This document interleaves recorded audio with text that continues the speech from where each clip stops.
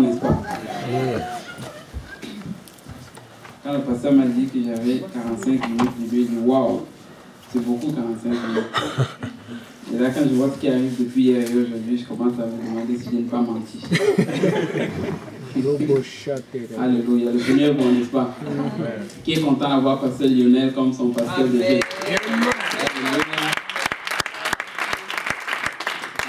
nous avons pasteur Lionel. Amen. Il fait un travail, ça a été dit, je vais le réitérer, il fait un travail extraordinaire avec les jeunes, c'est vraiment incroyable le travail qu'il fait avec les jeunes. Si tu sais, souvent c'est difficile d'apprécier quelqu'un que tu vois tous les jours. Et c'est la même voix que tu entends tous les vendredis. Pour ceux qui vont à Saint-Michel, c'est la même voix que tu entends le mercredi encore et le dimanche. Et si tu ne fais pas attention, la voix va devenir tellement familière que tu vas sous-estimer ce qui sort de sa bouche. Mais laissez-moi vous dire que ce sont des hommes de Dieu. Amen. Les gens qui cherchent la face de Dieu, les gens qui ont le fardeau des âmes à cœur. Il y a des gens qui ont le don de prêcher. Quand je dis le don de prêcher, là, il y a des bons orateurs. Amen. Il y a des gens qui savent parler, ils savent t'emballer avec leurs mots, ils savent bien placer les mots. Ils ont étudié le français, ils savent bien parler. Et souvent, malheureusement, c'est ces gens-là avec qui les gens ont tendance à vouloir aller. Amen. Et je rends grâce à Dieu que Dieu nous a donné, non pas seulement des gens qui, oui, savent prêcher, qui maîtrisent la langue française, si on peut dire, mais également qui aiment les âmes. Amen. Par-dessus tout, il veut que nous allions au ciel. Et si on fait tout ceci, c'est parce qu'on veut voir les gens aller au ciel. Amen. Et il y a une seule chose qui compte, c'est que lorsque la trompette va sonner et qu'il n'y ait pas une seule place, il n'y a pas une seule personne qui reste sur cette terre.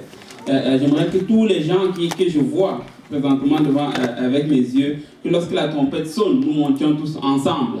Amen. Et c'est la raison pourquoi nous faisons ce que nous faisons. C'est la raison pourquoi nous sacrifions un vendredi soir, nous sacrifions tout un samedi, c'est pour aller au ciel. Amen. Donc tant qu'on est là, tant qu'on a déjà fait le sacrifice, sacrifions jusqu'au bout et allons au ciel. Amen. Et donc pasteur Lionel, c'est vraiment un homme de Dieu extraordinaire. Et comme j'aime souvent le dire, c'est un homme de vision. C'est un caractère spécifique que j'ai remarqué avec lui. Et c'est un homme de vision. Et il a une vision pour l'église de Saint-Michel, il a une vision pour l'église, pour les jeunes. Et on peut voir vraiment le fruit de son travail, lui et maman Nancy, avec nos jeunes. Amen. On a des jeunes qui sont en feu et on a des jeunes qui sont en train de faire des dégâts dans le camp de l'ennemi. Amen. J'aimerais également honorer le pasteur Kauzi, il est en haut. Alléluia. Je ne sais pas s'il y a quelqu'un qui aime son pasteur. On peut commencer à m'inquiéter. Est-ce qu'il y a quelqu'un qui aime son pasteur? Alléluia. Alléluia. Je suis reconnaissant pour le pasteur Kauzi. Amen. Et si je commence à parler de lui, je ne vais pas m'arrêter. Donc, je pense que je vais juste m'en tenir à cela. Donc, aujourd'hui, on va parler de l'évangélisation. Amen. L'évangélisation, c'est le sujet que tout le monde aime. Je suis sûr. Quand on dit pourquoi vous riez? Quand on dit évangélisation, tout le monde est comme waouh, yes, mardi prochain, on se donne rendez-vous.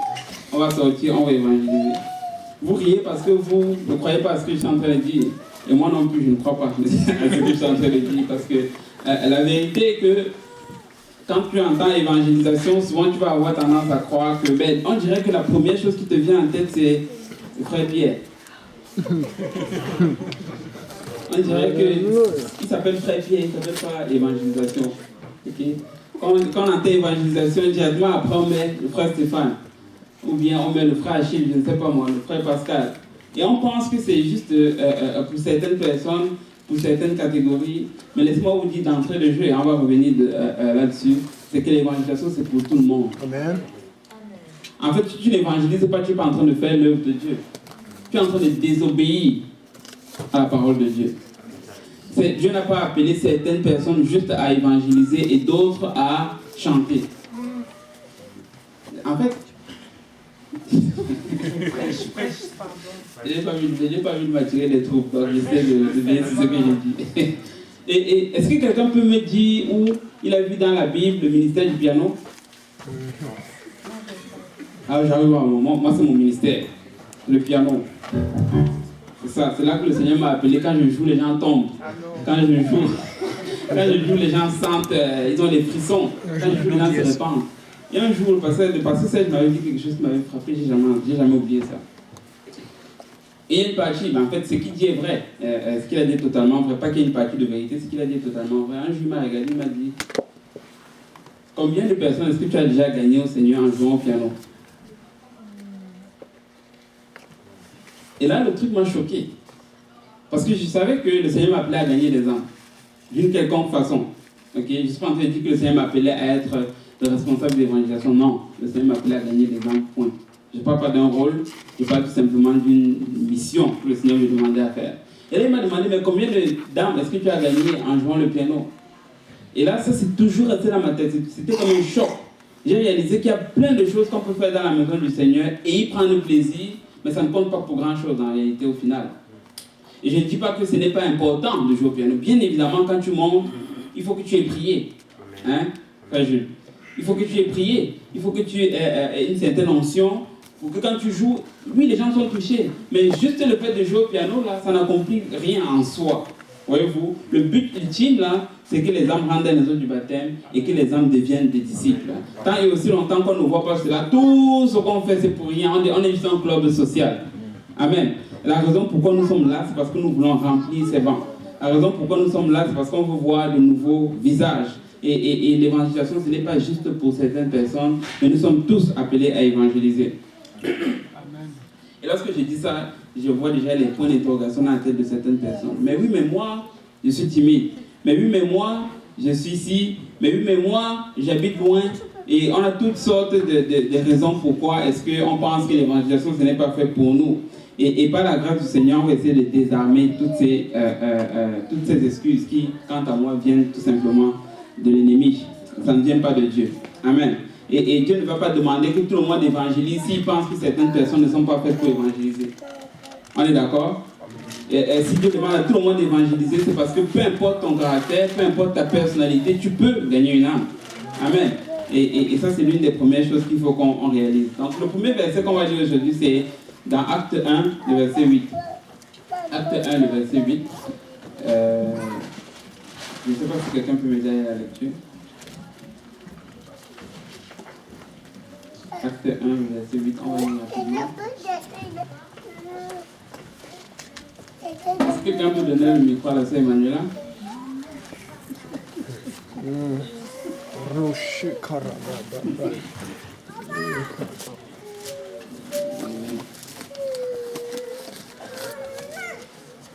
Acte 1, verset 8. Saül avait approuvé le meurtre d'Étienne. Acte 1, verset 8. C'est vrai Pascal qui t'a donné la mauvaise référence. Mais tu peux lire l'écran, c'est... Théophile, tu peux lire l'écran. mais vous recevrez une puissance, le Saint-Esprit survenant sur vous, et vous serez mes témoins à Jérusalem, dans toute la Judée, dans la Samarie et jusqu'aux extrémités de la terre. Amen. Et jusqu'aux extrémités de la terre. Il dit, vous serez mes témoins. Il dit, mais vous recevrez une puissance. Ça, c'est Jésus qui parle ici. Il dit, le Saint-Esprit survenant sur vous, et vous serez mes témoins à Jérusalem, dans toute la Judée, dans la Samarie et jusqu'aux extrémités de la terre. Amen. Donc il est en train de dire, c'est là que nous allons être des témoins. Et vous voyez que le commandement n'est pas donné juste à une portion des disciples. Il le dit à tout le monde. Ça c'était un peu avant qu'il ne s'en aille. Il a dit, vous allez recevoir cette puissance, le Saint-Esprit, et vous allez être mes témoins. Laissez-moi vous dire une chose. La raison pourquoi Dieu nous donne le Saint-Esprit, ce n'est pas juste pour qu'on parle en langue. Ce n'est pas juste pour qu'on brague avec, pour dire aux autres dénominations, et toi tu parles pas en langue, moi je parle en langue. Ce n'est pas pour ça. C'est pour être des témoins. C'est une puissance en réalité que Dieu nous donne pour pouvoir être des témoins. Un témoin, ça veut dire quoi? C'est quelqu'un qui part témoigner. Et je ne parle pas des témoins de Jéhovah, bien évidemment. Et bien, il dit c'est quelqu'un qui doit aller témoigner. Et tu vas témoigner de quoi? Tout simplement de la bonne nouvelle. Évangile, ça veut dire bonne nouvelle. Le mot évangile signifie bonne nouvelle. Donc, quelqu'un qui évangélise, c'est quelqu'un qui répand la bonne nouvelle.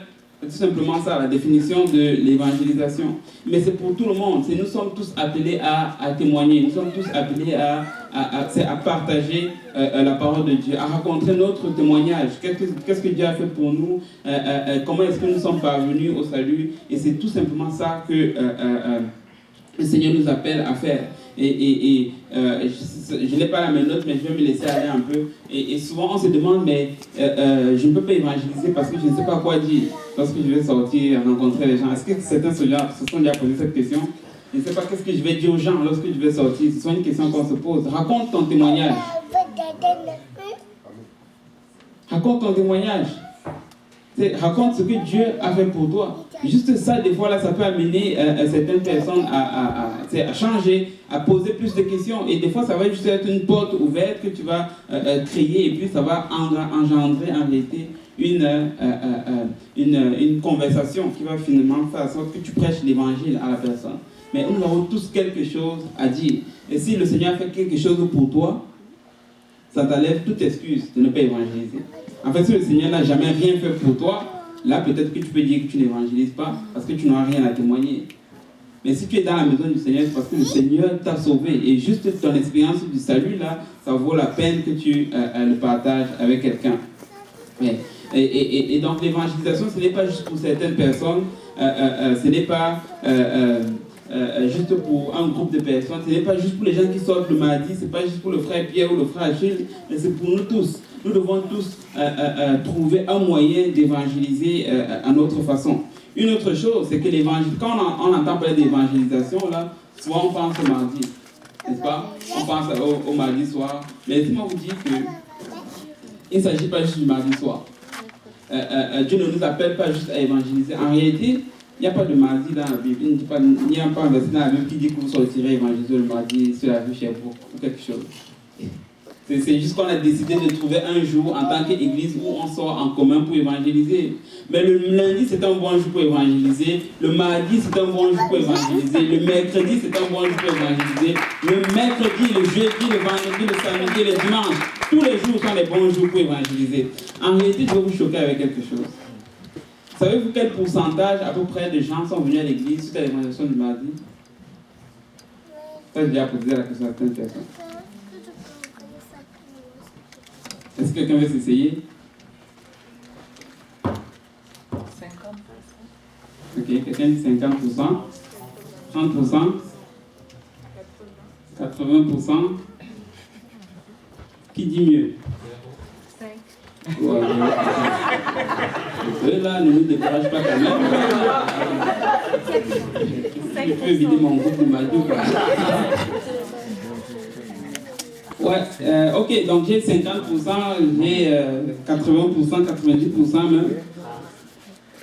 Ouais, 30%, certains disent 30%. Statistiquement parlant, c'est prouvé qu'à peu près 5% de gens de l'église sont le produit de l'évangélisation en commun.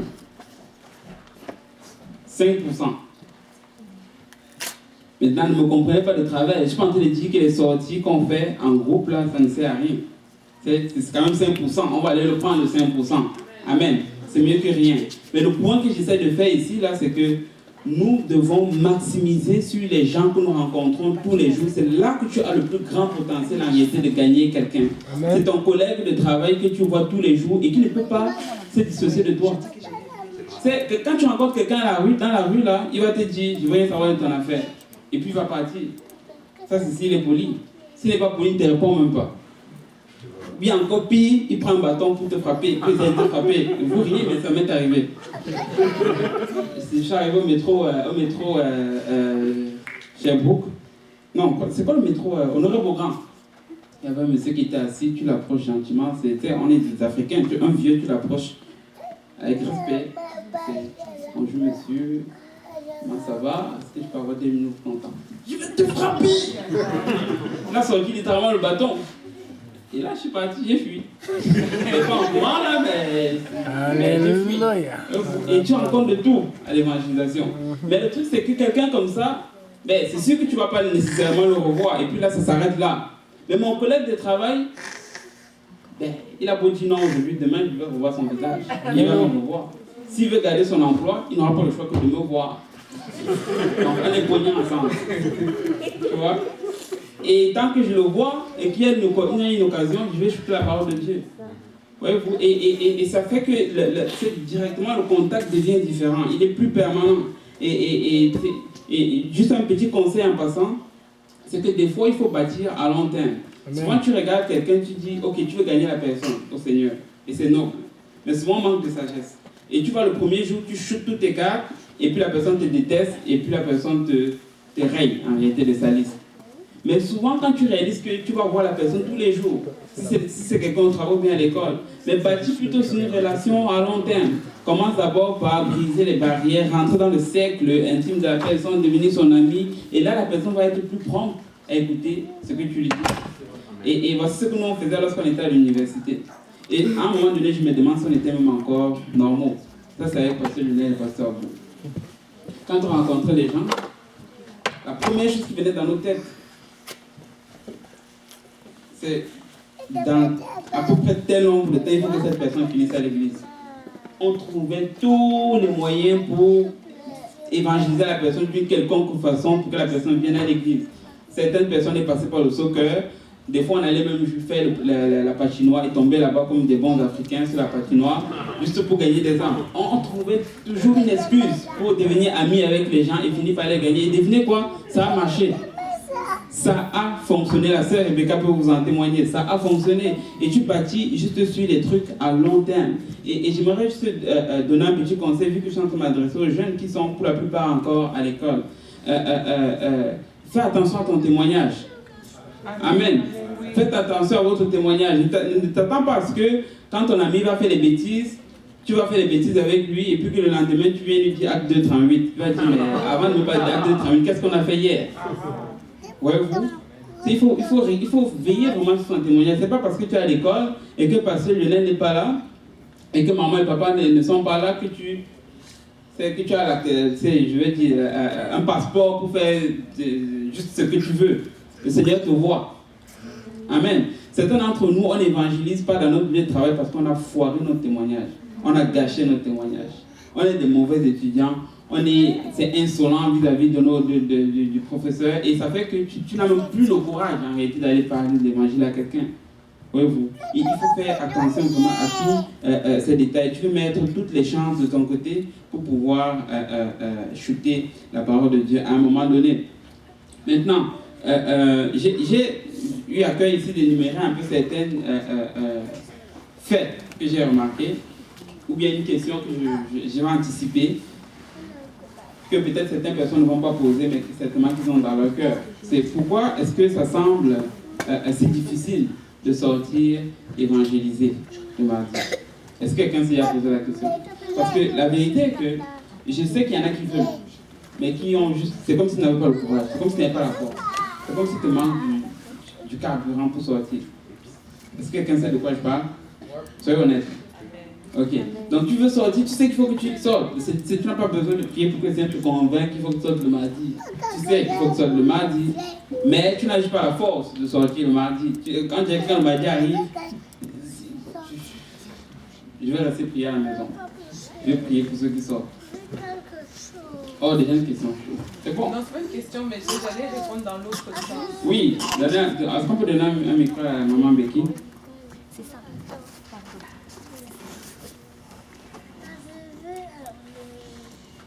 Ce que j'allais dire, c'est que je n'ai peut-être pas d'éléments de réponse pour dire, mettons, pourquoi le carburant te manque, mais quand je pense rétrospectivement, moi je sais que pourquoi j'étais motivée quand j'évangélisais tous les mardis.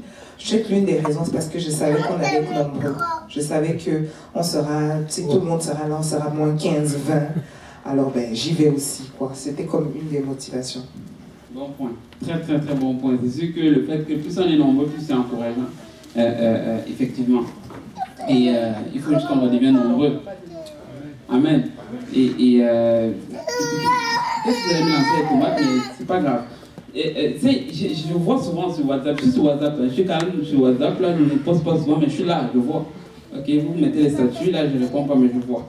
Et je sais qu'il y a des fois des activités qui s'organisent et tout, on fait des chillings, on fait des ci, des ça, et je n'ai en réalité rien contre cela. Mais je me demande, est-ce que la proportion est toujours bonne? Quand je regarde le nombre d'innovations qui se fait pour chiller pour s'amuser, pour passer du bon temps ensemble. Et je regarde le nombre d'initiatives qui est prise dans le même sens, mais du côté spirituel, il y a un débarrassement. Il faut qu'on soit honnête avec nous-mêmes. On est plus prompt à faire des activités qui, en réalité, qui n'ont pas d'effet dans le spirituel, que faire des activités ou faire des réunions de prière, par exemple, frère Jules. Je ne vois pas souvent des réunions de prière instantanées comme ça qui se déclenchent sur WhatsApp. Je ne vois pas des gens qui vont arriver sur WhatsApp et dire « Hey, tel jour, moi, je suis disponible pour aller évangéliser. Est-ce qu'il y a quelqu'un qui peut venir avec moi ?» Je ne vois pas des gens qui sont peut-être, vous allez me dire, si c'est le contraire, je suis plus dans les universités, mais dites-moi si je me trompe. Mais je n'ai pas l'impression que dans le campus, il y a des gens qui se disent « Ok, tel jour, ensemble, on va sortir évangéliser, même si ce n'est pas le mardi. » Et c'est autant d'initiatives que si on commence à prendre au sérieux, on commence à mettre en place, je vous dis que l'église va exploser. Je suis certain que l'église va exploser. Et nous devons juste faire ces choses. Nous devons juste mettre un peu plus de place pour les choses qui comptent réellement que pour les distractions. S'il y a un grand ennemi qui frappe cette génération-là, c'est la distraction. Il y a tellement de moyens d'être distrait. C'est tellement facile de passer tellement de temps sur son téléphone, sur son écran et ne pas faire arrêter ce que le Seigneur nous appelle à faire. Et nous devons trouver des fois même surprendre le diable. C'est même si ce n'était pas prévu, sors comme ça, évangélise. Tu ne sais pas ce que le Seigneur va faire. Donc là, une des raisons pourquoi des fois ça semble difficile d'évangéliser, et ça peut-être que vous ne l'avez pas vu venir, mais le frère Jules l'a brossé un peu, c'est le manque de prière. Peut-être qu'on ne voit pas le lien direct. Mais laisse-moi te dire une chose. C'est que tu peux venir chanter sans avoir prié depuis 2 semaines. C'est possible de monter sur cette plateforme et d'aller sur le piano et jouer. Les gens sont comme « Waouh, il joue bien ». Mais ça fait 3 semaines que tu n'as pas prié. C'est possible. J'ai dit la vérité ou je mens? Ok, c'est bon. C'est possible de faire. Il y a plein de choses que tu peux faire sans avoir prié. Parce que ça devient en fait une sorte de routine. Ça devient en fait une sorte de mécanisme. Tu connais déjà la chanson, tu connais déjà les accords. Donc, tu joues les yeux fermés pour que ça sonne bien. Mais il n'y a pas d'onction nécessairement. Et ça ne veut pas dire nécessairement que tu as prié. Donc, il y a plein de choses que c'est possible de faire dans la maison du Seigneur sans avoir prié. Mais savez-vous, l'évangélisation, là, c'est quasiment impossible d'être fidèle à l'évangélisation si tu n'as pas une vie de prière. Donc, l'une des raisons, des fois, pourquoi on ne sort pas évangéliser, c'est parce que notre vie de prière est down. Et là, tu vas venir, oh frère Achille, j'ai tel souci, j'ai tel problème, j'ai telle chose, mais tu as arrêté de prier. Et moi, je ne vais jamais te dire ça face à face, mais maintenant que j'ai le micro, je te l'ai dit. Mais quand tu vas venir me voir face à face, je vais te dire autre chose, mais je sais c'est quoi la vraie vérité en arrière. Ouais, vous. Alors, j'ai telle chose, j'ai tel empêchement, j'ai tel truc. C'est drôle. J'ai déjà remarqué que quand notre programme semble devenir serré, la dernière chose qu'on va enlever dans notre liste, c'est si tu veux clairer ton programme, là, tu as plusieurs choses. La dernière chose qui est ici en bas, là, c'est le ministère qui est sur la plateforme. Tu n'as pas le temps de prier, mais tu ne vas pas demander au frère Stéphane que tu peux plus chanter parce que ta vie de prière est bancale. Et tu vas venir voir le frère Achille, je ne peux plus évangéliser parce que j'ai besoin d'un peu plus de temps pour prendre. J'ai besoin de prendre le temps pour moi. Hein? J'ai besoin de prendre le temps un peu pour moi. J'ai besoin de me retrouver. Ah, j'ai besoin de me retrouver. J'ai besoin de refaire le ménage. Mais tu peux quand même venir chanter. Tu peux quand même venir diriger même les chants. J'ai même vu certains qui ne viennent même pas à la répétition, mais ils viennent chanter. Voyez-vous? Et là, il y a des cas spéciaux, je ne dis pas le contraire. Mais tout ce que j'essaie de dire, c'est que ça me fait peur. Pour vous dire la vérité, ça me fait peur. À quel point on est tellement attiré par la chair, on est tellement attiré par des ministères visibles, parce qu'on sait qu'on peut le faire étant dans la chair et non étant dans l'esprit. Voyez-vous? Mais il y a certaines choses là que tu ne peux pas faire tant et aussi longtemps que ta vie de prière n'est pas solide. Ou bien alors tu vas le faire, tu vas avoir l'impression que c'est une corvée, tu vas avoir l'impression que c'est tellement lourd, parce que tu ne pries plus. Voyez-vous? Et nous devons rebâtir notre vie de prière. nous devons juste, comme le frère Jules l'a dit, nous devons juste, si tu n'arrives pas à prier, mets-toi avec quelqu'un qui prie. Va voir frère Jules. Frère Jules, quand tu te lèves le matin, appelle-moi et je suis sûr qu'il va se faire un plaisir. Je suis sérieux, il va se faire un plaisir de le faire. Il va t'appeler le matin pour que vous priez, mais il faut que tu trouves un moyen de retrouver ta vie de prière. C'est parce que sinon, tu vas juste venir à l'évangélisation une fois, 2 fois, après tu vas abandonner. Parce que tu n'as pas traité le problème à la source. C'est un manque de spiritualité, au fait. Tout le reste, là, on se voile avec je suis occupé, je suis ceci, je suis cela. C'est tout simplement parce que spirituellement, tu es faible. Et laissez-moi vous l'expliquer encore plus. C'est qu'en réalité, quand tu sors pour rencontrer les gens, là, c'est un combat que tu es en train de déclarer à l'ennemi. Est-ce que vous vous rendez compte de ça? Tu vas au diable, tu toques à la porte de l'enfer, comme Jésus a dit, comme Pierre a dit, Jésus a dit à Pierre, les portes de l'enfer ne prévaudront point contre l'église. Ça veut dire que tu vas à la porte de l'enfer et tu frappes, tu dis donne-moi une âme. Et tu penses que le diable va ouvrir la porte, tu vas dire bienvenue, prends l'âme et pars. Mais non, il va te faire la guerre. Et tu ne peux pas faire une telle chose si toi-même tu n'es pas chargé spirituellement. Si tu n'as pas tes pare-balles.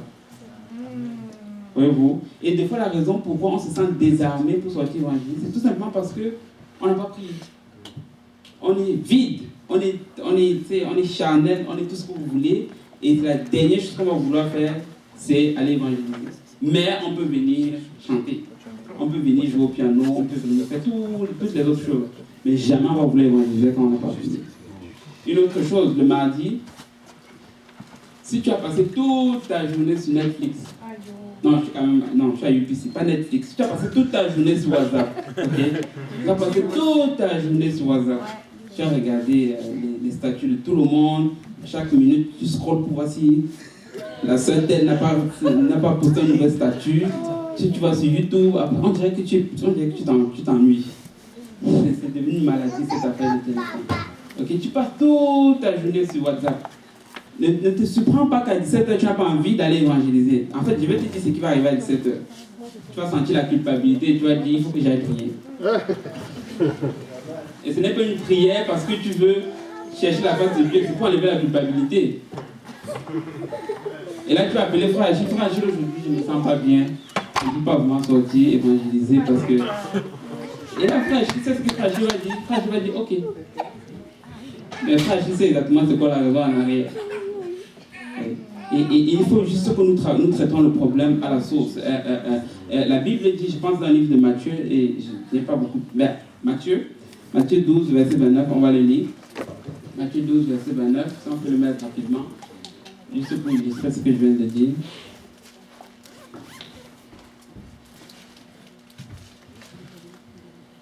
Matthieu 12, verset 29. Si je finis tard, c'est à cause de la sœur Clémence. Ok, merci. Ou comment quelqu'un peut-il entrer dans la maison d'un homme fort et piller ses biens sans avoir auparavant lié cet homme fort?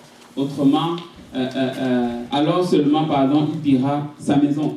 Donc il est en train de dire ici là, que tu ne peux pas aller dans la maison d'un homme fort et commencer à saccager tout, et commencer à tout prendre sans avoir dealé avec l'homme fort en premier.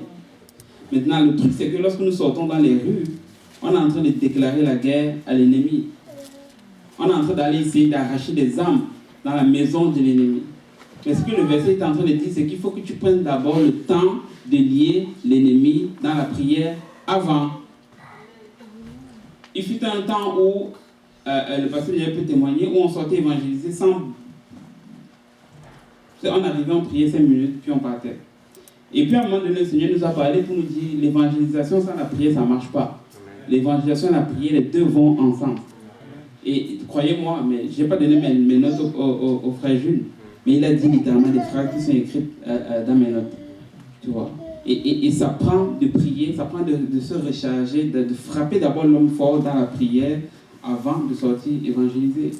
Et quand on a commencé à mettre la prière le lundi, je me souviens, chaque lundi soir, mais à chaque mardi quand on sortait, on rencontrait c'était des choses spéciales qui arrivaient. Les gens recevaient le Saint-Esprit par-ci, les gens venaient se faire baptiser. Il y avait des jours où on avait 4 personnes qui se faisaient baptiser. Et il y avait des jours où il y avait plusieurs personnes qui recevaient le Saint-Esprit. Je me souviens, une fois, c'était juste après la retraite jupénienne, on est arrivé au parc, on a évangélisé. Le pasteur Timothée nous avait pompé ce jour-là. Ah, mais je t'ai dit, tu sors de là, tu es comme malheur à l'âme que je vais travailler. Et je vous dis, ce jour-là, la première personne que j'ai rencontrée, je vous dis la vérité, j'étais une autre personne. J'ai rencontré cette personne-là, au début, elle ne voulait pas. J'ai shooté l'évangile. Cette sœur-là, cette fille-là, elle a reçu le Saint-Esprit au feu, à l'intersection entre la rue Quinte et Côte-des-Neiges. Wow. Tout le monde était en train de passer, c'était une asiatique en plus. Tout le monde était en train de passer, monter, descendre. Elle était là en train de parler en langue. À un moment donné, moi, je me demandais si j'étais normal. C'est comme, qu'est-ce que je suis en train de faire ici? Mais elle a reçu le Saint-Esprit avec l'évidence de parler en langue. Là, elle est rentrée dans la voiture, elle est venue à l'église pour se faire baptiser. Mais ça, c'est des témoignages que, quand quelqu'un d'autre te raconte, c'est comme moi. Mais à vous que tu as envie de le vivre. J'avais déjà parlé de ce témoignage où c'était le pasteur Roll. Je suis un jour à la maison pendant le Covid. Et puis là, je vois des vidéos. Ouais, quelqu'un a reçu le Saint-Esprit dans la voiture. Je suis comme, oh boy. J'étais un peu jaloux là. Ok. Quelqu'un a reçu le Saint-Esprit dans la voiture. J'ai déjà vu certaines affaires, mais ça, jamais. Ok, c'était comme un autre niveau. Ok. Et puis là, j'ai dit, ok Seigneur, là, je sais pas si c'est que j'ai retrogradé ou c'est quoi qui se passe avec moi, mais je veux cette expérience. Ok. Un jour, il habite pas loin de chez moi, à 5 minutes. J'arrive chez lui, puis il me dit, je vais tel jour à une étude biblique. Je vais avec toi. Que tu le veuilles ou non, on va ensemble à cette étude biblique. On allait à l'étude biblique. En fait, c'était un peu une étude biblique. On allait là-bas juste pour que les gens puissent prier pour les gens qui voulaient recevoir le Saint-Esprit. On est arrivé, il a exhorté un peu, parlé la parole de Dieu et tout. Et on a prié pour que les gens reçoivent le Saint-Esprit. 2 personnes ce jour-là ont reçu le Saint-Esprit, avec l'évidence de parler en d'autres langues. Mais il y en avait une pour qui j'avais prié, elle n'avait pas reçu le Saint-Esprit. Et là, par contre, elle voulait se faire baptiser au nom du Seigneur Jésus-Christ. Donc là, on est rentré dans la voiture, tout content. On arrive pour venir à Saint-Laurent. En fait, le jour où Pasteur Jean-Yves et Pasteur Roll ont eu leur licence, on a fait l'annonce, on a eu leur licence. Et là, on était sur l'autoroute 15. Et Pasteur Roll, pour ceux qui le connaissent, il a un autre niveau, ok? On va dire ça comme ça. Il a un autre niveau, je suis. Et puis là, on est dans la rue comme ça, on demande, mais toi, pourquoi est-ce que tu n'as pas reçu cet esprit? C'est quoi? Elle dit, non, mais moi, c'est parce que je suis gênée et tout. Elle était encore en train d'expliquer, Pasteur, elle est comme, là, on va prier maintenant, c'est comme, Pasteur, attends un peu, là, comme on va pas faire l'accident sur l'autoroute, mais non. Non, là, c'est pas ce que je disais, mais dans mon cœur, dans mon incrédule, dans mon cœur, ok? Mais à l'extérieur, je faisais comme, yes, on va prier, mais dedans, là. Et puis là, on a commencé à prier. Et puis elle était assise avec sa cousine en arrière, commençait à prier dans l'autoroute, et puis là, ça commençait à devenir intense, et quelques temps après, peut-être 2-3 minutes après, boum, elle a reçu le Saint-Esprit avec évidence de parler en notre langue. Et là, le Seigneur me rappelle, voilà ce que tu m'avais demandé, quelqu'un sur l'autoroute 15 a reçu le Saint-Esprit dans la voiture. Et il faut juste être sur le champ de mission pour voir toutes ces choses. C'est ça que je suis en train d'essayer de nous encourager. C'est qu'il faut juste être sur le champ de mission. Il faut juste se rendre disponible. C'est sûr que pendant qu'il y a des activités spirituelles qui se passent, nous on est distraits, on va juste toujours entendre ces choses-là de la bouche des autres. Mais nous voulons être disponibles. Nous voulons être là où le Seigneur est en train de travailler. Si le pasteur Lionel vient et il dit, un mardi par mois maintenant, on a l'évangélisation de J-Péniel. Ça devrait être des groupes de 25 personnes, 30 personnes. En fait, tout le groupe des jeunes réellement devrait être là. Amen. Ça devrait être des jours où même la ville sait déjà que, oh, encore ces jeunes-là. Parce qu'on voit 40 personnes sortir dans la rue pour évangéliser. Je pense que c'est vraiment à ça que nous devons juste retourner. Mais pour cela, comme je l'ai dit, nous devons être chargés spirituellement. Nous devons prier et nous devons éviter la distraction. Donc l'une des raisons pourquoi c'est difficile d'évangéliser, c'est tout simplement parce que nous sommes distraits. Et une autre, celle-là, peut-être est un peu noble, mais souvent on ne s'en rend pas compte, c'est qu'on a eu une mauvaise journée. Et ici, je vais vous donner encore un autre témoignage personnel. C'est que je m'étais rendu compte que quand on avait commencé l'évangélisation le mardi, mes mardis allaient être un jour pas comme les autres. Il allait toujours avoir quelque chose. Je ne sais pas si quelqu'un d'autre a le même témoignage. Peut-être frère Pierre. Ok. On dirait que le mardi, là, c'est tout l'enfer qui est déchaîné contre toi.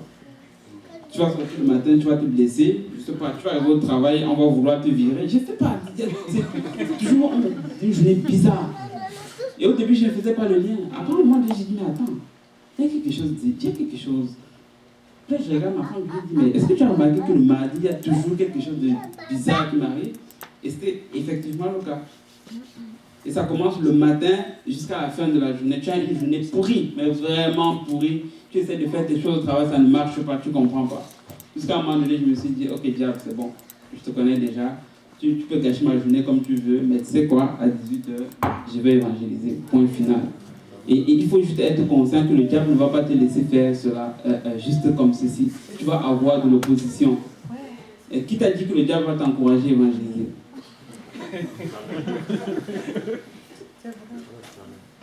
Surtout le mardi où il sait que c'est le jour d'évangélisation. Tu peux te douter que tu vas avoir de l'opposition.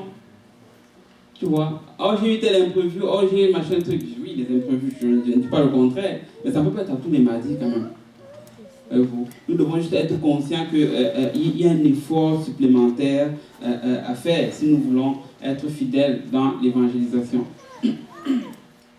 Maintenant, j'aimerais continuer avec ceci, quelques constats que j'ai faits en ce qui concerne l'évangélisation. Et tout ceci, c'est toujours dans le but de démystifier un peu certaines choses et nous enlever toutes les excuses en réalité de rester à la maison pendant que les gens sont en train de sortir. Et avant que je n'oublie, j'ai vu une chose récemment qui m'a beaucoup touché.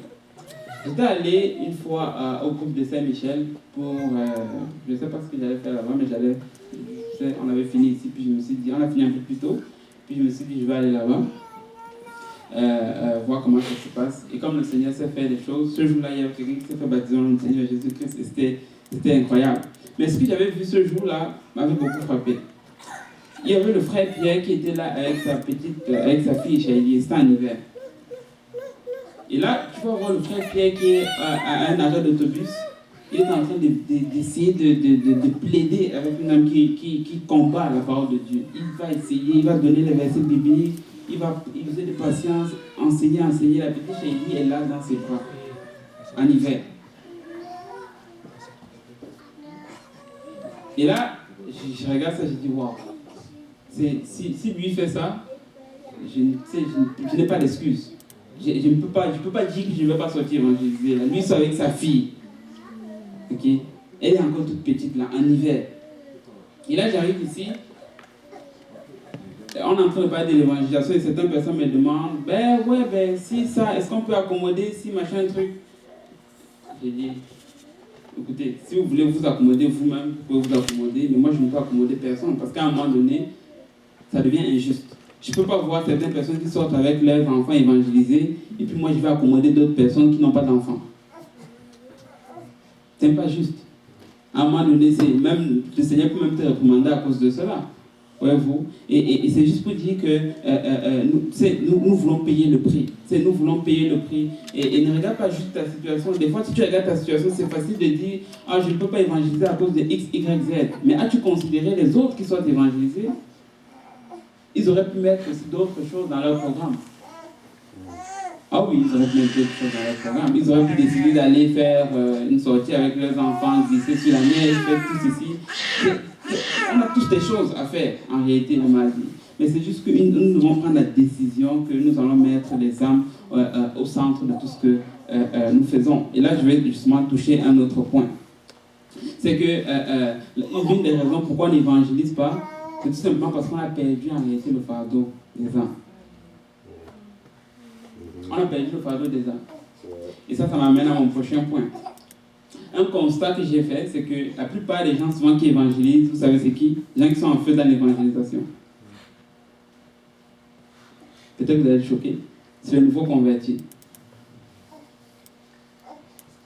Vous avez déjà remarqué? C'est souvent ceux qui viennent d'arriver dans la maison du Seigneur, là, c'est eux qui vont être en feu dans l'évangélisation.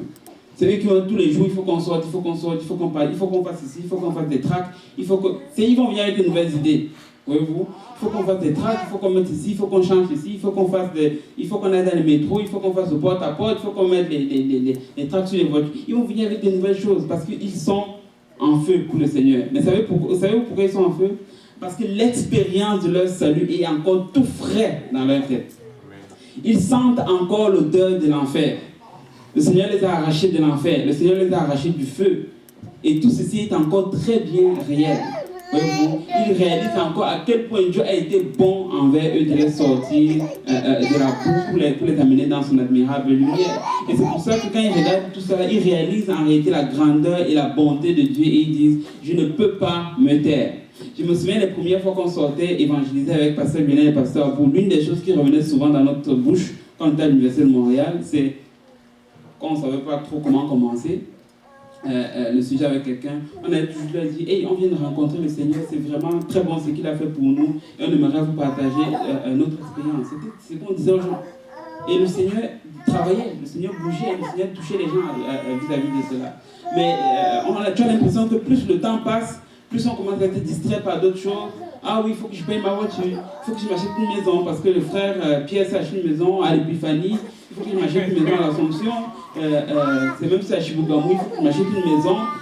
On va commencer à être distrait par tellement de choses. Ouais, tellement de trucs qui sont nobles. Mais le problème, c'est que ça prend la place des choses essentielles, en réalité.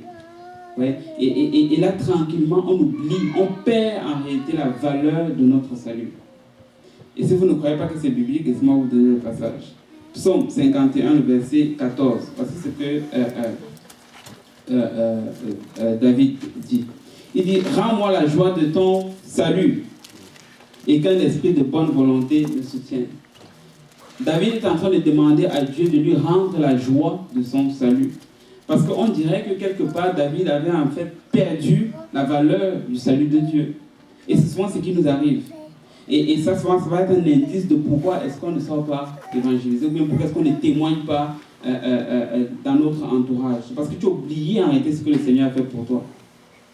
Tu as oublié en réalité d'où est-ce que le Seigneur t'a tiré. Voyez-vous. Mais nous voulons revenir à cette place où nous nous rappelons en réalité de ce que le Seigneur a sacrifié pour nous et nous devons le témoigner à d'autres personnes. Et c'est très important de ne pas se laisser distraire par les circonstances de la vie, par toutes les choses qui arrivent, mais nous voulons garder l'essentiel comme essentiel. Nous ne voulons pas sous-estimer la valeur de notre salut. Amen. Maintenant, là j'aurai bientôt fini, après on va prendre les questions bien évidemment. Quelques avantages, en fait, d'évangéliser. Je ne sais pas si le premier c'est vraiment un avantage, c'est juste normal. Ou bien quelques raisons, si on veut, d'évangéliser. Et la première, ça va être tout simplement, quand tu le fais, comme je l'ai dit tantôt, tu obéis au commandement du Seigneur. C'est tout simplement de l'obéissance à la parole du Seigneur, de témoigner, de partager ton témoignage à ton entourage, sortir le mardi évangéliser, c'est tout simplement obéir au Seigneur. Et le contraire, c'est tout simplement de la désobéissance. Et Dieu l'a demandé pour nous tous, il le dit dans Marc 16, que nous devons sortir et nous devons partager la parole de Dieu. Maintenant, un autre avantage qui n'est pas du tout sous-estimable, c'est que lorsque tu évangélises, ça te permet justement de rester en contact avec les gens qui sont non sauvés.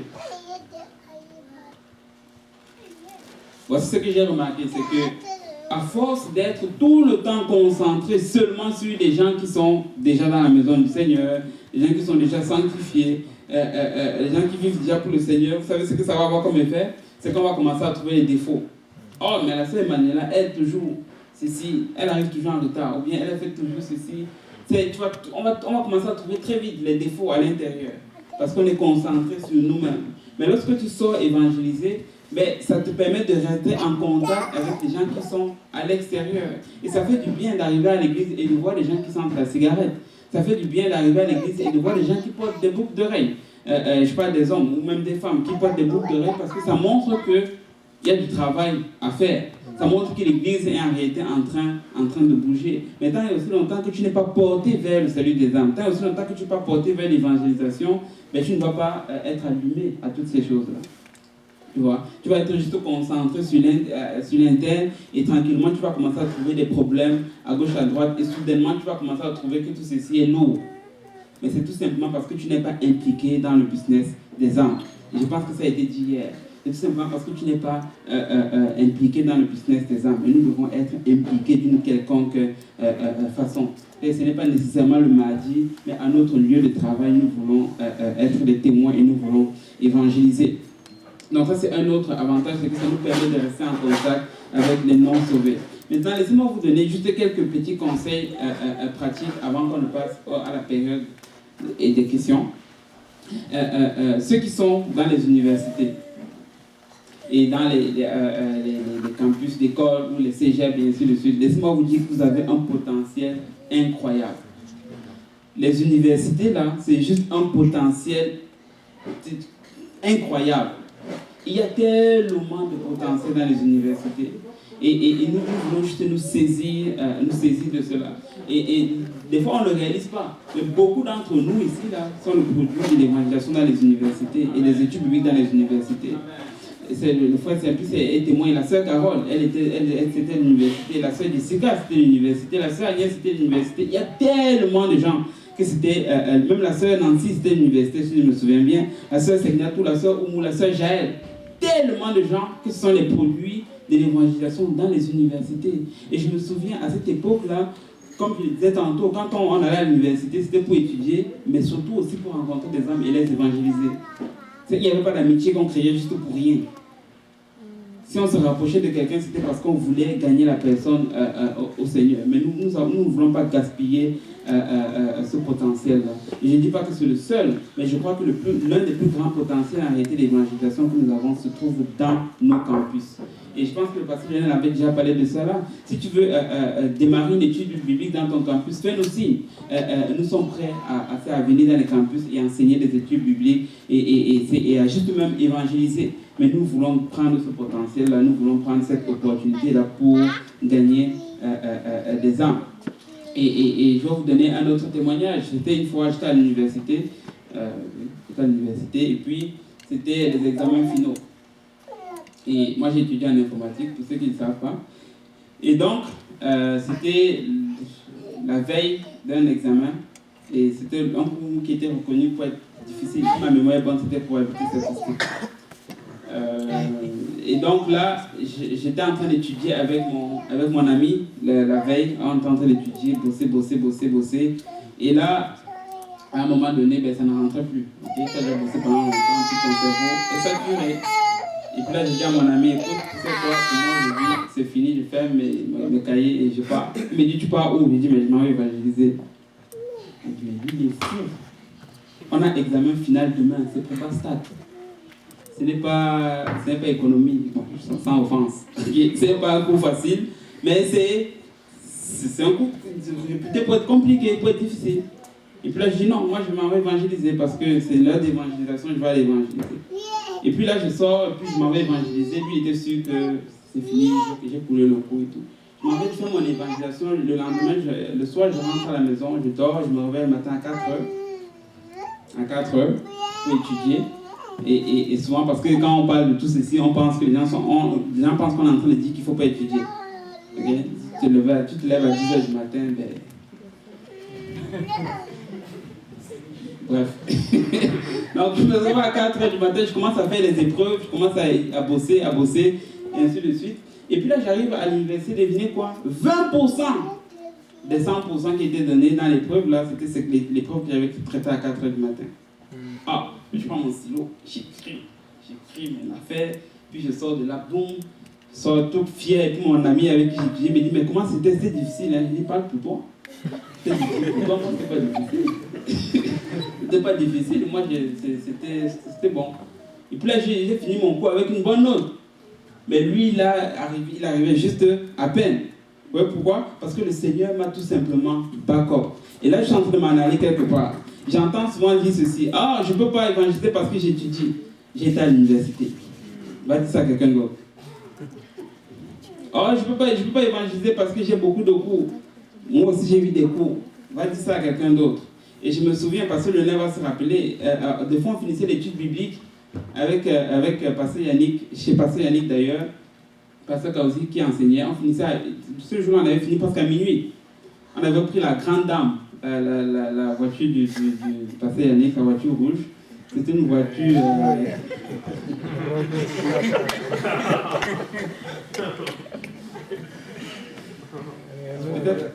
La Formule 1, c'est ça.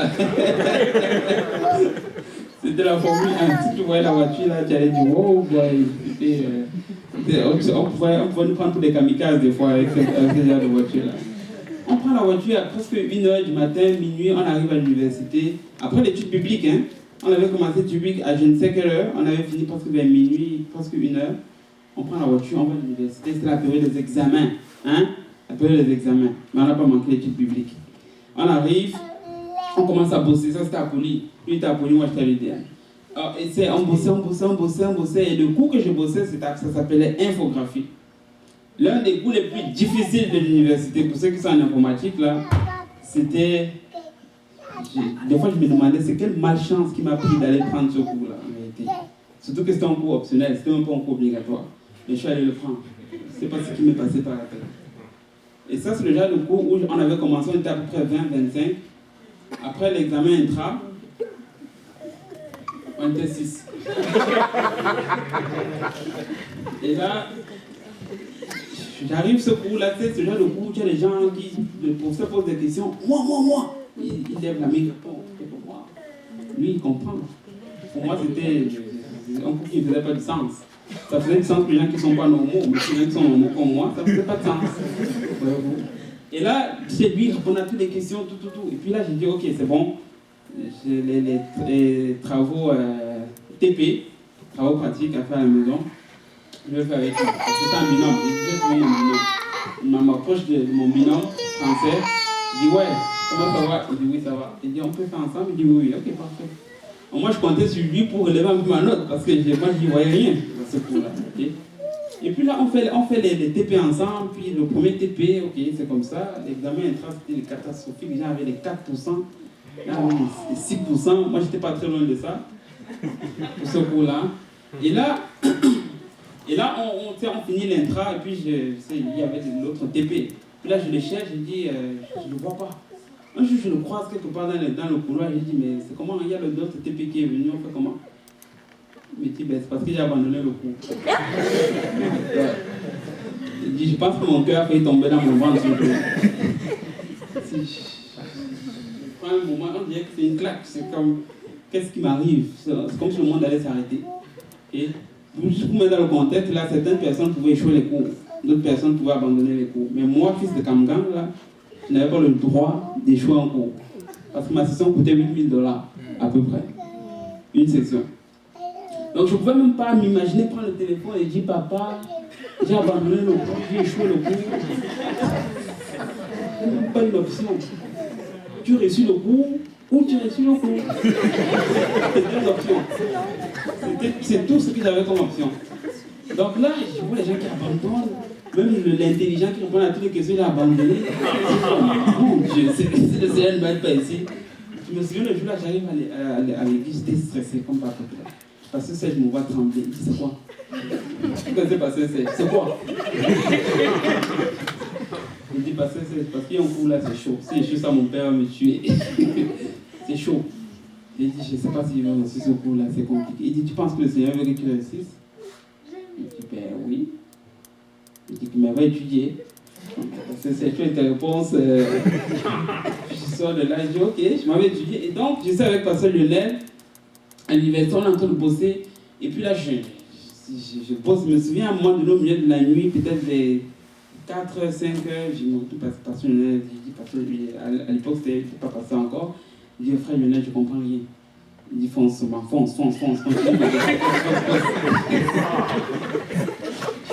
rien, il dit, bosse. Je bosse. Et puis là, le jour justement de l'examen final arrive avec des... Tu sors d'ici, là. Okay? Vous êtes 6. Tu arrives dans une grande salle, à peu près grande comme cette église, peut-être plus grande, 6 personnes qui composent. Déjà là, ça t'intimide. Et là, tu prends la feuille. Et je vous dis, le jour là, je prends ma feuille. C'était ce genre de cours où tu ne comprends tellement rien. Tout allait tellement abstrait. Et puis là, je prends la feuille, je vous dis littéralement, là, c'était comme si les réponses étaient soufflées. Je commence à écrire. je commence à écrire, je lis les questions, je n'essaie même pas de trop comprendre. Parce que quand tu commences à réfléchir, tu te perds dans ton raisonnement. Tu vois un peu, tu commences ici, après tes trucs ne font plus de sens. Donc la première chose qui venait, c'était comme Saint-Esprit. J'ai fait l'épreuve, je sors de là, je vous dis, j'ai réussi mon cours. Je suis sorti de là, j'ai réussi mon cours. J'étais parmi les deux, peut-être 3 ou 4 qui ont réussi le cours. Mais moi, je sais que ce n'était pas ma tête, c'était le Saint-Esprit. Amen. C'était le Seigneur qui était en train de... Et tout ça que je suis en train de dire, c'est tout simplement pour dire aux gens, mets tes priorités à la bonne place et tu vas voir le Seigneur agir dans tes écoles, dans tes études. Et quand j'ai commencé à servir le Seigneur, il fallait que je travaille. J'ai dit à ceux qui subvenaient à mes besoins, coupez tout, sauf la scolarité. Mon transport, je vais payer moi-même, mon manger, je vais payer moi-même et tout. Et il fallait que j'aille à l'école, il fallait que je me nourrisse. Ma soeur m'aidait. Et il fallait que je me déplace moi-même et ainsi de suite. Donc j'ai trouvé un petit emploi. D'ailleurs, je travaille avec le patron. Il le sait, comme un petit boulot, temps partiel.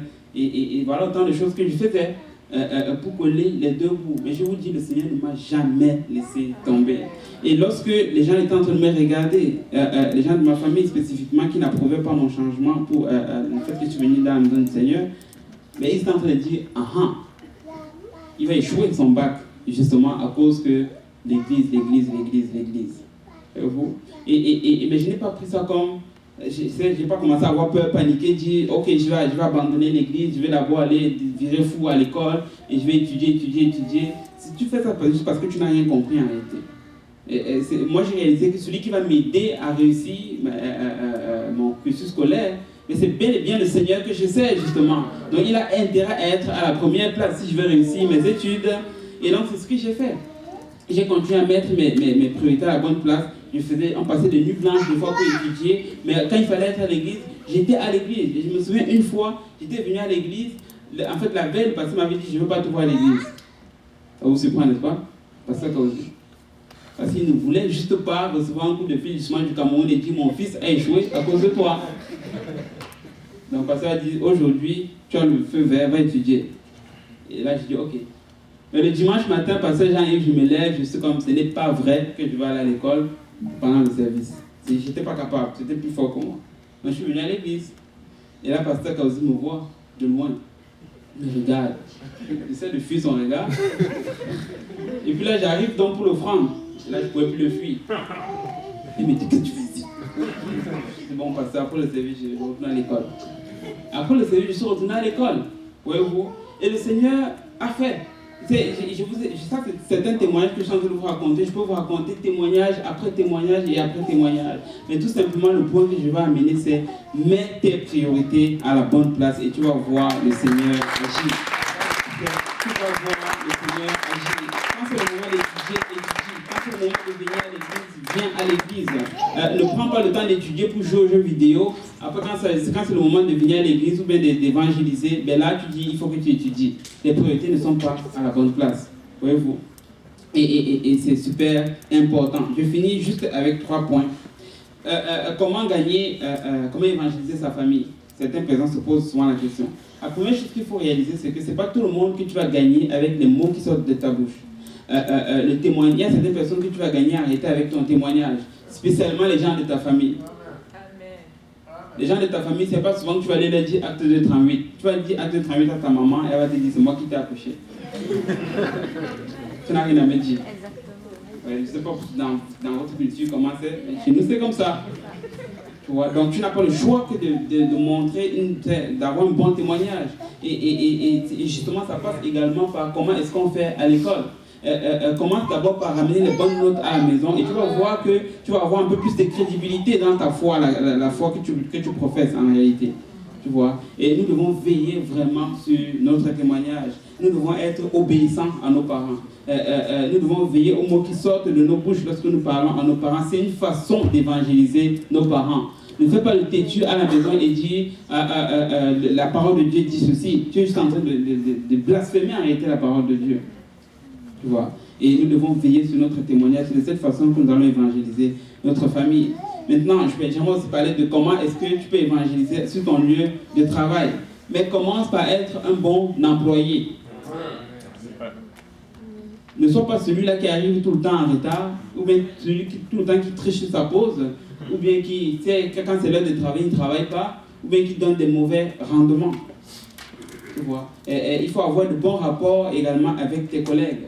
C'est de cette façon que tu vas faciliter le chemin pour que la parole de Dieu puisse entrer. Mais si tu ne fais pas bien ton travail, on a parlé d'être un bon intendant, si tu ne fais pas bien ton travail, mais tu es en train de gâcher en réalité ton témoignage. Ça fait que quand tu vas venir pour apporter la parole de Dieu, tu vas semer sur une terre rocailleuse. Et ça ne va pas produire de fruits parce que tu as déjà bafoué en réalité ton témoignage. Et on a déjà parlé en long et en large comment évangéliser dans notre lieu d'école. Nous devons tisser des liens à long terme. Vous tissez donc des liens à long terme, devenir des amis avec les gens dans le simple but de les gagner. Et prenez la peine de prier pour les gens. Voici ce qu'on a réalisé, c'est que pour ceux qui, quand on faisait la prière le lundi à Saint-Laurent, si certains se souviennent, on avait un tableau où on mettait les noms. Vous vous souvenez? Parce que Simplice se souvient. On mettait les noms. On mettait les noms. Et chaque fois qu'on arrivait en prière, il y a certains qui sont ici parmi nous, leur nom était sur ce tableau, mais ils ne savaient pas. Quand ils n'étaient pas encore sauvés, la sœur Jessica, son nom était sur ce tableau. On est arrivé là, on a dit, on va prier pour la sœur Jessica, il faut qu'elle soit sauvée. Et le Seigneur a fait. Pour la sœur Jaël, qui était là hier, son nom était également sur ce tableau. Et le Seigneur était en train de répondre. C'est que nous devons investir également dans la prière des âmes que nous voulons gagner au Seigneur. Ce n'est pas juste que quand tu vas aller semer la première fois, tu vas directement récolter. Mais il faut prendre le temps d'arroser la personne dans la prière. Il faut prendre le temps de lever le nom de la personne en prière. Et c'est ça qui va faire en sorte que quand tu vas aller évangéliser, mais le terrain sera en réalité beaucoup plus propice. Donc prenons le temps de prier pour nos amis à l'école. Maintenant, comment évangéliser en lieu public? Nous devons juste être sensibles. C'est quand tu sors, prie. Le matin, tu dis, prie, tu pries au Seigneur, tu dis, Seigneur, j'aimerais rencontrer quelqu'un aujourd'hui qui a soif, qui a faim et soif de l'évangile. Quelqu'un que tu vas mettre sur mon chemin, à qui je vais partager l'évangile. Et le Seigneur va te surprendre. Ouais, nous devons faire ce genre de prière, nous devons être intentionnels. Et en même temps que tu le fais, tu veux aussi être sensible.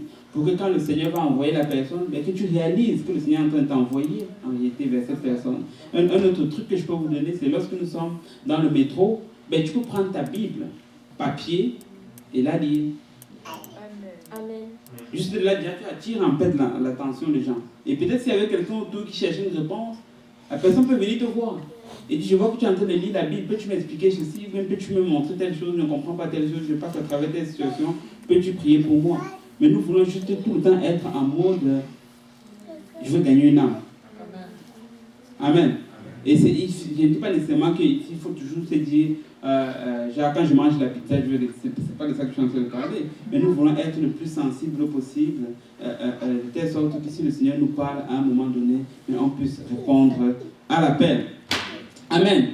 Je vais m'arrêter là pour aujourd'hui et s'il y a des questions, je vais les prendre. Je ne sais pas de quelle façon est-ce que j'ai passé mon temps.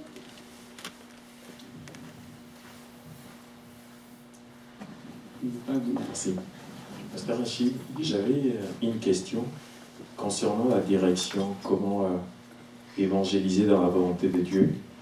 Parce que j'ai vu deux exemples dans la Bible. Je vais parler premièrement des Actes 7. Quand Étienne a été martyr, l'Église était persécutée. Ouais. Parce qu'ils étaient, bien sûr, l'évangélisation, c'est la volonté de Dieu pour tous, mais ils n'étaient pas en train de les faire comme Dieu les a demandé, parce qu'il voulait qu'ils puissent se répandre, en fait. Alors, mettons, par exemple, si nous, on gardait un style, par exemple, ou une routine qui n'est pas mauvaise, mais qu'on entend après Dieu, et que, admettons, par exemple, le Seigneur veut qu'on puisse échanger un peu, aller de maison en maison, ou peut-être aller d'une ville à l'autre, mais nous, on reste là, mais sous contexte qu'on est en train d'évangéliser. Est-ce que c'est convenable ou on est en dehors de la volonté de Dieu, même si on fait l'évangélisation? Et le deuxième exemple, c'était par rapport à Paul. Par exemple, c'est quelque chose qui m'a beaucoup intrigué. Je me dis, mais évangéliser, c'est la volonté de Dieu. Mais comment il arrive à cette place-là que le Saint-Esprit les résiste, en fait? Et puis, il a reçu une direction plus tard qu'il devait aller une autre place. Mais lui, dans sa volonté, il voulait aller évangéliser. Mais s'il n'avait pas été sensible, peut-être il allait passer à côté. Mais dans ces sens-là, est-ce que tu peux nous éclaircir un peu? Ben, je pense que dans ta question, il y a la réponse. C'est que, justement, c'est que nous voulons être sensibles. On ne peut pas le faire de manière routinière. Ça va arriver des fois que si on prend par exemple le cas du mardi, habituellement on va à tel métro, ça va arriver des fois qu'on arrive, on prie, on sent que le Seigneur nous amène, nous dirige ailleurs. Aujourd'hui, vous n'allez pas aller au métro, vous allez aller dans les rues, vous allez aller à tel endroit spécifique. Et c'est justement pour ça qu'il faut prendre le temps, non seulement d'avoir la prière personnelle, chacun, ceux qui viennent à l'évangélisation, et également de prendre quand même un temps de prier avant de sortir. En fait, ce qui serait même encore mieux, si l'effectif nous permet, c'est que pendant que les gens sortent, il y a un groupe qui reste prier. Ça fait toute la différence. Parce que ça fait que les gens qui sont à l'extérieur, ben, ils sont couverts. C'est une couverture spirituelle qui est amenée par ceux qui sont en train de prier. Donc, oui, il ne faut pas le faire de manière automatique, comme des automates, mais il faut tout le temps chercher la direction de Dieu, même si on sait qu'habituellement on sort les mardis à telle place. Mais il faut continuellement chercher la direction de Dieu. Oui? Vas-y. Une dernière, c'est celle-ci. Parlant de l'évangélisation, on sous-entend que l'évangile doit être annoncé.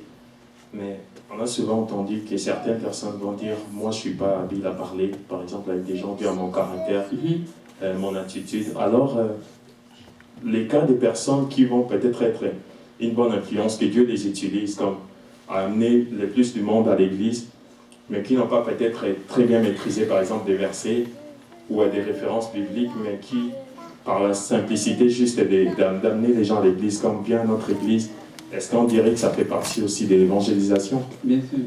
Même si la personne n'a pas annoncé l'évangile ou... Oui, bien sûr, parce que il faut se dire que quand on sort, on est une équipe. Tu vois? Et d'ailleurs, souvent, là, un autre conseil pratique, souvent ce que j'ai observé, c'est que tu vas voir deux personnes qui vont parler à une personne, mais tu te demandes, quand tu observes la scène, si l'objectif c'est de gagner une âme ou bien c'est de montrer qu'on connaît beaucoup.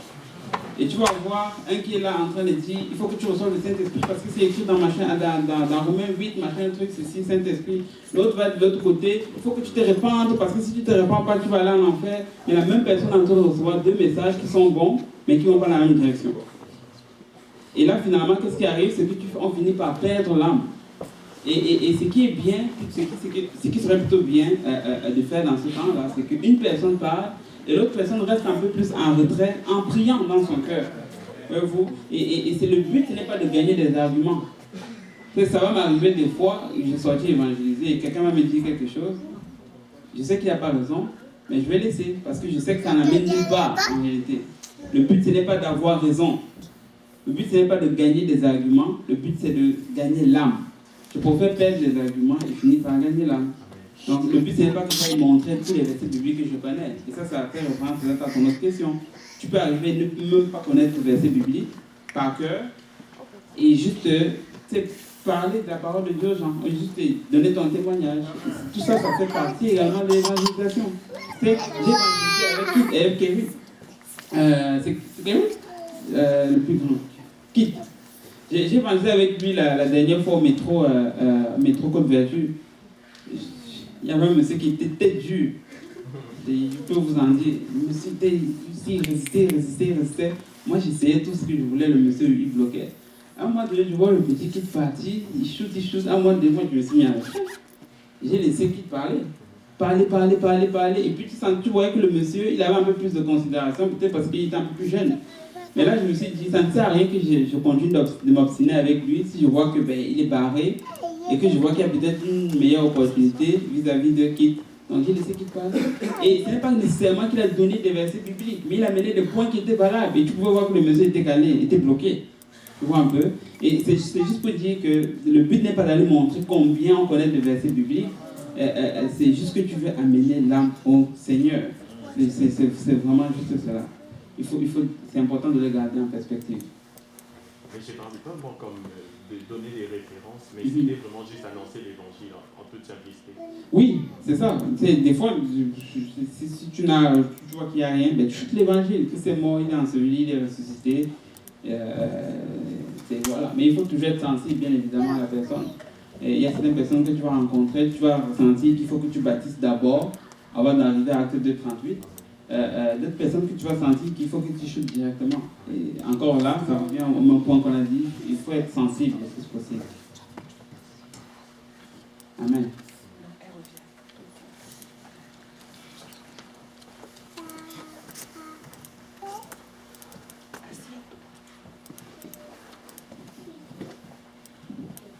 Moi, ma question se pose en fait pour quelqu'un qui a déjà été évangélisé, donc qui vient dans la maison de Dieu et qui essaye en fait de s'impliquer. Donc un jeune converti qui essaye de s'impliquer, peut-être dans n'importe quel ministère dans la maison de Dieu.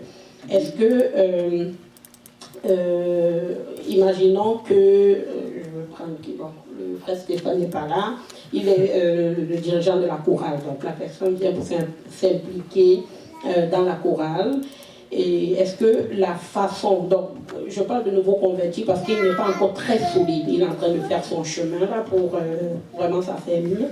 Est-ce que, par exemple, la façon de frère Stéphane de prendre soin de la personne, est-ce qu'on peut parler d'une évangélisation ou je ne sais pas si ma question est claire. Bonne question. En fait, il y a une différence entre le fait d'évangéliser et de faire des nations des disciples, et de faire des disciples en réalité. Il y a ce qu'on appelle le disciple-là. Maintenant, ce que Dieu nous appelle, le but final, c'est évidemment de faire des disciples. Mais tu ne peux pas faire de quelqu'un un disciple si tu ne l'as pas évangélisé avant. On est d'accord? Les gens ne peuvent pas suivre le Seigneur sinon pour obéir à l'évangile. Donc, c'est que la première des choses qui va arriver, c'est qu'il faut que la personne soit évangélisée, qu'elle obéisse à l'évangile. Et maintenant, une fois qu'elle va rentrer dans la maison du Seigneur, ça va être en réalité la mission de toute l'Église, si on veut, de faire de cette personne-là, de ce nouveau converti, un disciple. Et oui, dans ce sens-là, maintenant, Frère Stéphane va, je te prends l'exemple que tu as donné, elle va essayer d'encourager cette personne dans ce sens-là, pour pas juste la prendre comme quelqu'un de la chorale, mais essayer peut-être de l'encourager dans la prière, même lui proposer une étude biblique, des choses comme ça. D'ailleurs, si tu es dans la chorale, il faut que tu aies appris une étude biblique pour commencer. Là. Mais vous voyez ce que je veux dire. C'est qu'il y a l'évangélisation, c'est le point de départ. Après, maintenant, mais il faut faire le suivi de ces hommes-là. Et là, on commence à parler maintenant du disciple-là. Il faut que les gens deviennent en réalité des disciples. Ça répond à la question? Donc il faut être sensible, c'est ça? Oui. Parce que la personne n'est pas encore affermie et que mon comportement peut peut-être quitter la personne. Oh oui, définitivement. Définitivement. Oui. En fait, la question c'était par rapport au suivi, en ce qui concerne le suivi. Oui. Je pense que c'est la sœur Agnès. Concernant les suivis, pourrais-tu nous éclaircir un peu par rapport à l'évangélisation et ce qui vient après? Okay. Parce que la plupart des temps, ça va arriver quand le Seigneur nous permet vraiment de ramener beaucoup d'âmes dans sa maison. Mais quand on n'est pas en mesure de bien prendre soin d'eux, puis avant ces refroidir vont partir, par exemple, parce qu'il a manqué, par exemple, de suivi. Est-ce qu'on pouvait, par exemple, se nommer parmi vous quelqu'un qui pouvait, par exemple, qui sont, si on peut le dire, que le Seigneur les a accordé la grâce, comme d'entretenir les âmes pour pouvoir garder, pendant que les autres poussent un peu plus à l'évangélisation. Sinon, notre évangélisation tournerait peut-être en rond, je sais pas. Oui, effectivement. C'est sûr que quand tu viens tout de suite de gagner une âme, la meilleure personne pour suivre cette personne-là, quand elle vient vraiment d'arriver, c'est toi. C'est parce que c'est toi le premier contact. Et je sais qu'on n'est pas tous nécessairement aptes à faire des sujets à long terme avec des gens. C'est pas tout le monde qui a nécessairement la patience de faire une étude biblique de 1 an avec quelqu'un, ils suivent, voient la personne tranquillement grandir. Mais au moins les premiers jours, là, les premières semaines, voire les premiers mois, ce serait idéal que c'est la personne qui a évangélisé l'âme qui fasse le suivi. Et par la suite, oui, tu peux maintenant transférer à quelqu'un d'autre pour faire l'étude biblique. Et c'est tout simplement pour ne pas briser, en fait, pour ne pas briser le lien, le premier lien qui a été fait, parce que c'est à toi que la personne fait confiance. Je ne sais pas si vous avez déjà rendu compte à quel point, quand tu amènes une âme pour se faire baptiser, on dirait que tu es même plus important pour cette âme-là que le pasteur pour certaines personnes. Parce qu'ils réalisent que c'est toi que Dieu a utilisé pour les sauver. Tu vois? Donc, même si tu n'as pas nécessairement la patience de suivre une âme pendant longtemps, Mais juste le lien de confiance, là, te donne déjà une longueur d'avance par rapport à quelqu'un d'autre. Donc, je te dirais, commence d'abord toi par faire le suivi et après un certain temps, et rien n'empêche que tu demandes de l'aide même pendant que tu fais le suivi avec la personne. Si tu vois que c'est quelqu'un d'autre qui est apte à faire l'étude biblique, dis, hey, pasteur Abou, j'ai une étude biblique, est-ce que je peux venir avec toi, tu enseignes, moi je suis là, comme ça tu encourages la personne. C'est un travail d'équipe aussi. Tu vois? Mais il faut que tu sois là dans les premiers jours, ça c'est capital. Oui, pasteur Jean. Ah oui, il y avait la sœur Chekina avant, désolé. Oui. Je veux juste compléter une petite chose là-dessus pour avoir observé cela, pour nous aider à être plus efficaces. Parce que par la grâce de Dieu, l'Église grandit, amen. L'Église non seulement grandit, on a multiplié, voilà, c'est ça que j'ai cherché comme mot, on a multiplié, on est à différents endroits, on est rendu à 7 ou 8 églises ou points de prédication, et dépendamment de là où on a pu gagner une âme, que ce soit un réflexe que de référer cette âme-là à un pasteur. Oui, on va faire le suivi, mais n'ayez pas peur, et surtout que ce soit assez clair de référer, voilà le pasteur. Si vous avez évangélisé à Saint-Michel, on a une église à Saint-Michel pour gagner les âmes de Saint-Michel. Si l'âme est à Saint-Michel, après si pour X ou Y raison l'âme peut se rendre à Laval ou ici, c'est correct, on ne va pas forcer la personne à aller à Saint-Michel. Mais si l'âme a été gagnée à Saint-Michel, etc., la référer au pasteur Lionel. Voilà le pasteur de l'église de Saint-Michel, parce que ça permet que lui, il sache, c'est notre rôle en tant que pasteur de s'assurer que les âmes sont là, qu'on puisse faire un suivi, parce que très vite, surtout au début, quand les âmes arrivent, on peut les perdre, à ne plus savoir où est-ce qu'elles sont parties. Et on veut faire les études bibliques, c'est bon, mais n'oubliez jamais de connecter. Déjà, vous-même, vous avez un pasteur, donc connectez-la à votre pasteur. Généralement, c'est le chemin le plus court, là. Tu fais le suivi avec cette âme, tu la connectes à ton pasteur. Et puis, à l'église de l'Est, tu la connectes au pasteur. Et puis, ce pasteur va faire aussi le suivi avec toi. Ça va vous aider. Parce que ça, c'est quelque chose qu'on peut, des fois, avoir observé, cette difficulté-là. J'ai déjà vu des âmes qui sont arrivées, mais après 6 mois, 1 an, sont incapables de te dire c'est qui son pasteur. Et pour un suivi efficace de l'âme, c'est important.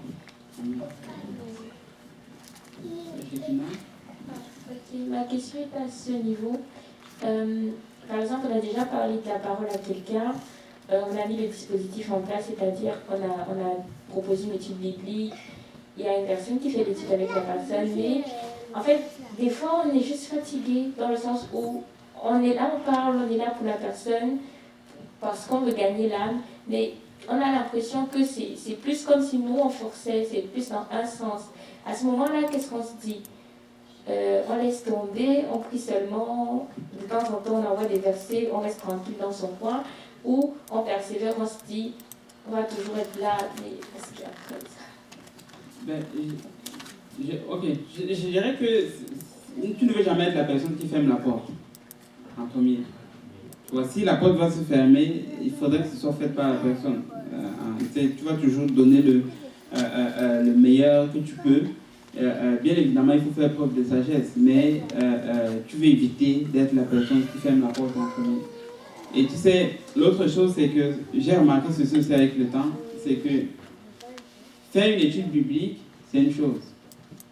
Mais, tout comme l'évangélisation, là, quand tu pars faire une étude biblique avec quelqu'un, tu es en train de t'attaquer au démon qui est dans la vie de la personne. Parce que la parole de Dieu va délivrer la personne. Ok? Donc tu vas avoir une certaine opposition. Dans le sens où, tu sais, pour vous donner certains exemples, il y a une famille à qui je donne l'étude biblique. En l'espace de 1 mois, ils ont fait 2 accidents perte totale. Et tu regardes ça, tu te dis, ça ne peut pas être un hasard. Et c'est clairement qu'il y a une certaine attaque. Et des fois, tu vas aller, tu vas sentir qu'il y a une certaine lourdeur. Tu vas sentir qu'il y a une certaine bataille, l'âme est en train de bagarrer, mais il faut prier. Il faut prier pour ces âmes que tu suis. Ce n'est pas juste le fait d'aller donner l'étude biblique, mais il faut prendre le temps de prier pour ces âmes-là. Tu vas voir la différence. Mais, règle générale, tu ne peux pas être la personne qui ferme la porte. Si la porte va se fermer, tu préfères que ce soit fait par la personne. Au moins, tu n'auras pas la culpabilité de dire, ben, je n'ai pas donné toutes les chances, ou bien j'ai abandonné avant que Dieu n'ait abandonné sur la personne. Je ne sais pas si Pasteur Lionel voulait ajouter. Je voulais juste un peu ajouter sur le principe vraiment de faire des disciples.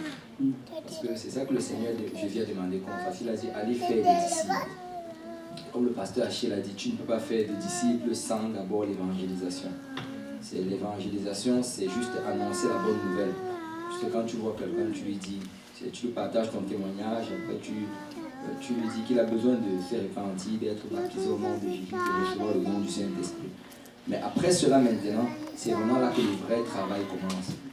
Et très souvent, nous mettons beaucoup d'accent sur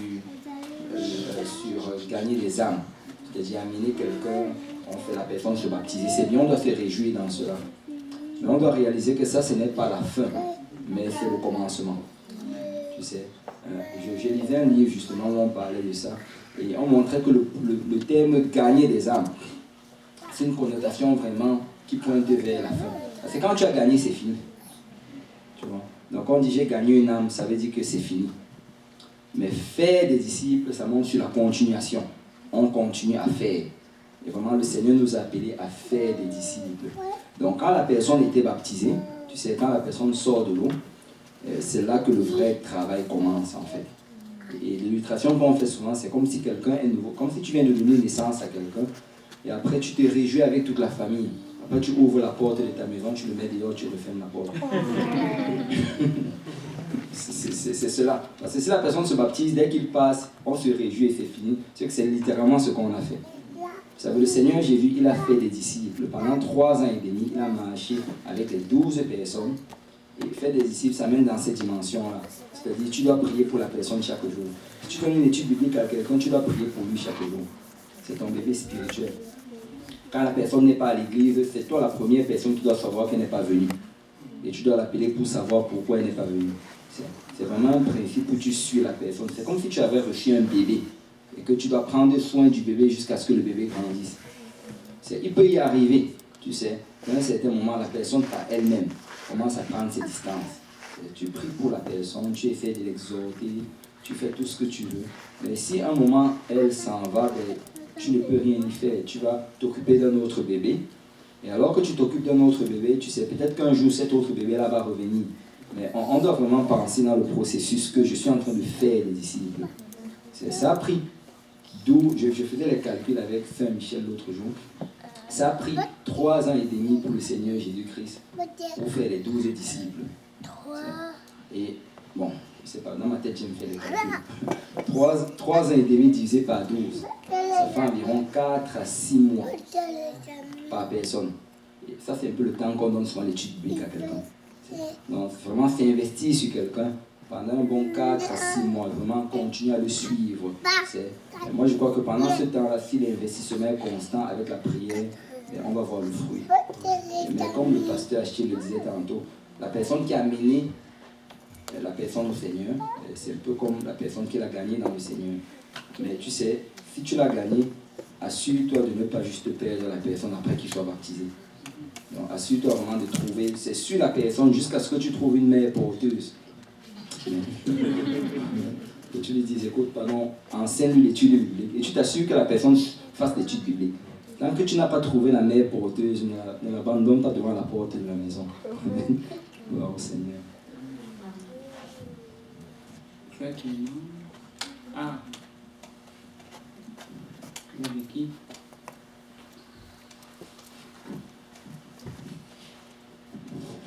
Ma question, c'est de... Peut-être que tu as dû le mentionner, que je l'ai manqué, mais c'est de savoir, quand la Bible parle d'un évangéliste en termes de ministère, quand on dit un évangéliste, moi j'ai souvent du mal à saisir, même des fois on dit, oh, l'évangéliste tel va venir, alors que pour moi, je comprends évangélisation, mais évangéliste, peut-être j'ai du mal, si tu peux clarifier ça, s'il te plaît.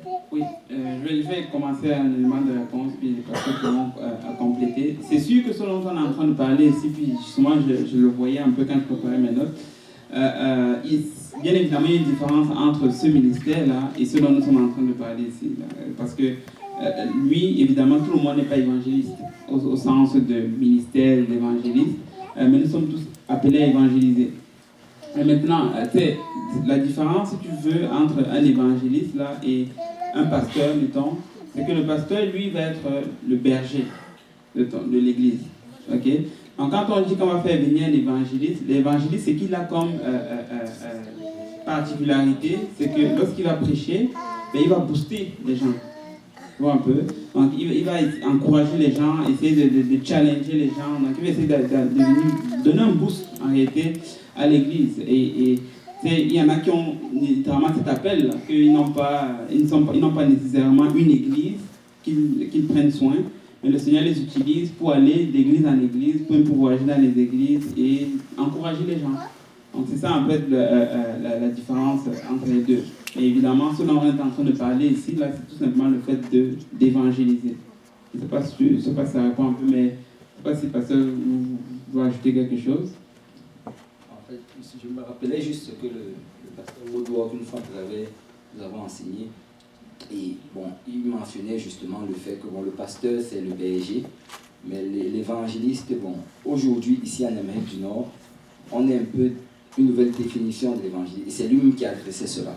Et il expliquait que bon, on a un peu transformé l'évangéliste en celui-là qui va aller d'église en église pour apporter, et il disait que c'est correct, mais il dit que la vraie notion, même la notion de base de l'évangéliste, c'est quelqu'un qui a juste, tu sais, que lui, tout son ministère, c'est juste amener une âme dans la maison du Seigneur. C'est-à-dire tout ce qu'il fait, jour et nuit. Il n'a pas le temps pour le piano, il n'a pas le temps, il n'a pas le temps pour les appels du ciel. En fait, souvent l'évangéliste, même quand tu vois dans son attitude, il n'a pas soin, il a du mal à suivre ces genres de normes. Tu sais, vous allez dire quand on doit se mettre en rang, il va juste tirer son ami, le fait passer en premier. Parce que son cœur est juste que quelqu'un doit être baptisé. Quelqu'un doit être baptisé.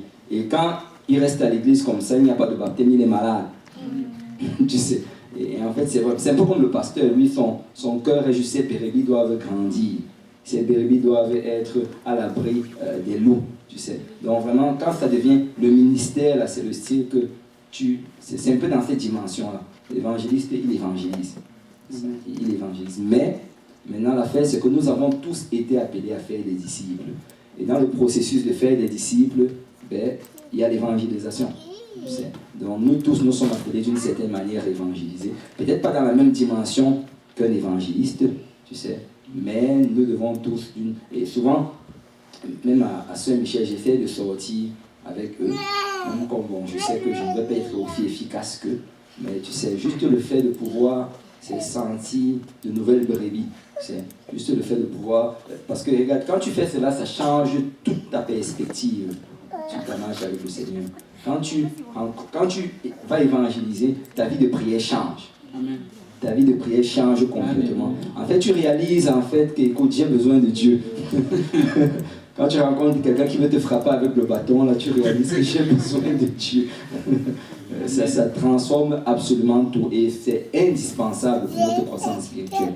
Nous devons évangéliser.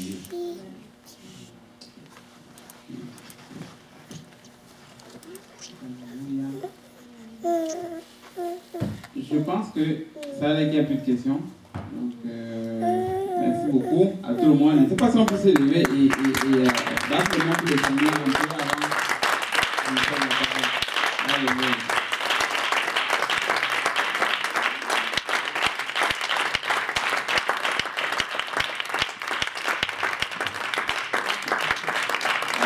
Gloire au nom du Seigneur, gloire au nom du Seigneur. Merci, Pasteur Achille.